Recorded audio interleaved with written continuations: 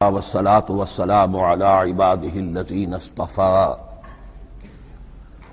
خصوصا على أفضلهم وخاتم النبيين محمد الأمين وعلى آله وصحبه أجمعين. أما بعد فأعوذ بالله من الشيطان الرجيم. بسم الله الرحمن الرحيم. الحمد لله رب العالمين الرحمن الرحيم مالك يوم الدين إياك نعبد وإياك نستعين اهدنا الصراط المستقيم صراط الذين أنعمت عليهم غير المغضوب عليهم ولا الضالين آمين. رب اشرح لي صدري ويسر لي أمري واحلل عقدة من لساني يفقهوا قولي. اللهم ربنا ألهمنا رشدنا وأعذنا من شرور أنفسنا.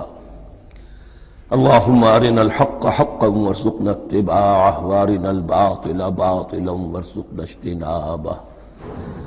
اللهم ربنا يسر لنا أمورنا كلها وأتمم لنا بالخير وتقبل منا فإنك خير المتقبلين آمین یا رب العالمین. معزز حاضرین اور محترم خواتین، ہم اللہ کے نام سے اس سال کی نماز تراویح کے ساتھ دورہ ترجمہ قرآن کا آغاز کر رہے ہیں. اس سے پہلے میں عرض کر چکا ہوں کہ اب میری عمر بھی کافی ہو چکی ہے. قمری حساب سے 68 برس مکمل ہو چکے ہیں اور مختلف قسم کے عوارض بھی مجھے لاحق ہیں، اور بہت سے احباب نے اور رفقاء نے مشورہ دیا تھا کہ میں اتنا بڑا بوجھ اپنے ذمے نہ لوں، لیکن میں نے خالصتاً توکلاً علی اللہ اس کی ہمت کی، اس کا ارادہ کیا. اس کے لیے اہتمام بھی خصوصاً ہوا ہے. مجھے اندازہ ہے کہ اب میرے خیالات کی جو رو ہے وہ اب اتنی تیز نہیں ہے جتنی کبھی ہوا کرتی تھی. کراس ریفرنسز بھی جو ہیں قرآن حکیم کے وہ اتنے مستحضر نہیں ہیں جتنے کبھی ہوتے تھے، بلکہ واقعہ یہ ہے کہ میری زبان بھی بعض اوقات لڑکھڑاتی ہے، اس لیے کہ مجھے جو ادویات استعمال کرنی پڑتی ہیں ان کا اعصاب پر بھی اثر ہوتا ہے، اور جو ہمارے اعضائے رئیسہ ہیں ان پر بھی اثر ہوتا ہے. بہرحال ان سب کے علی الرغم اللہ کا نام لے کر آغاز کر رہے ہیں. میری انتہائی نگارش یہی ہے، تیرے نام سے ابتدا کر رہا ہوں. ابھی میں نے سورہ فاتحہ کی تلاوت کی اور آپ نے سماعت فرمائی. یہ سورہ مبارکہ مصحف کے اعتبار سے تو پہلی صورت ہے ہی، سب کو معلوم ہے، لیکن یہ بھی نوٹ کر لیجئے کہ یہ نزول کے اعتبار سے بھی سب سے پہلی مکمل صورت جو حضور پر نازل ہوئی وہ یہی ہے. اس سے قبل متفرق آیات نازل ہوئیں. 5 آیتیں سورہ علق کے آغاز میں، کچھ آیتیں سورہ قلم یا سورہ نون کے آغاز میں، کچھ آیتیں سورہ مزمل کی ابتدا کی، کچھ آیتیں سورہ مدثر کے آغاز کی.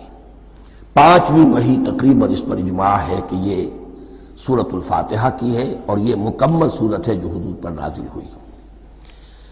سورۃ الفاتحہ کے معنی ہوئے افتتاحی سورت. فتح یفتح کے معنی ہے کھولنا، مفتاح کنجی کو کہتے ہیں، چابی کو. تو یہ اوپننگ سورہ آف دی قرآن، قرآن حکیم کی افتتاحی سورت.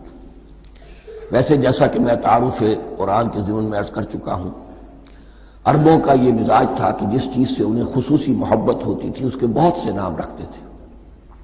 اس کے بھی بہت سے نام ہیں.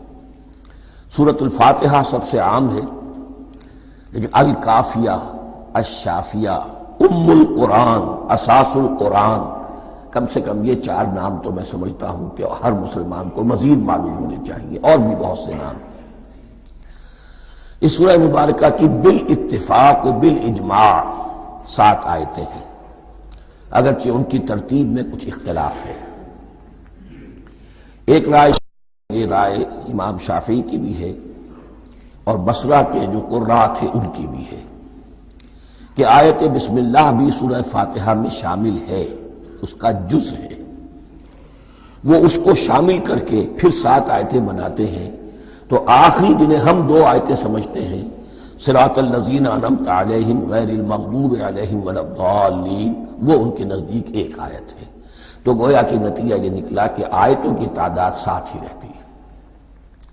امام ابو حنیفہ رحمۃ اللہ علیہ کا موقف اور کوفے کے جو قراء تھے ان کا بھی موقف یہ ہے کہ آیت بسم اللہ نہ سورہ فاتحہ کا جز ہے نہ کسی اور سورت کا جز ہے، سوائے ایک مقام پر جہاں حضرت سلیمان علیہ السلام کا خط جو ہے نقل ہوا ہے، جنہوں نے ملکہ سما کو لکھا تھا انہ من سلیمان و انہ بسم اللہ الرحمن الرحیم، تو قرآن کے متن میں صرف اسی جگہ پر یہ آیت شامل سمجھتے ہیں، باقی یہ صرف علامت کے طور پر کہ یہاں سے ایک نئی سورت شروع ہو رہی ہے درج کی گئی ہے۔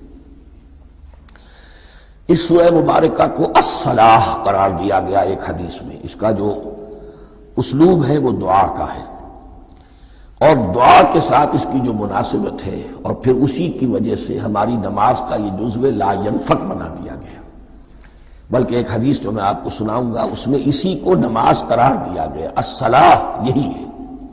ویسے وہ حدیث مبارک موجود ہے، من لم یقرأ بفاتحۃ الکتاب لا صلاۃ لمن لم یقرأ بفاتحۃ الکتاب، جو شخص سورہ فاتحہ کی تلاوت نہیں کرتا اس کی کوئی نماز نہیں۔ اس کے حوالے سے بھی ہمارے ہاں 2 مسلک ہے، ذکر صرف اس لیے کر رہا ہوں کہ آپ کے علم میں ہو، ان میں کوئی بنیادی فرق نہیں ہے، کسی بھی ایک رائے کا انسان قائل اور حامل ہو سکتا ہے بغیر اس کے کہ دوسرے کو بالکل غلط قرار دے، بلکہ یہ کہ اس کے لیے بھی گنجائش اپنے ذہن میں اور اپنے دل میں رکھے۔ تو ایک رائے یہ ہے کہ یہ میں کیا عرض کر رہا تھا کوئی بھول گیا ہوں،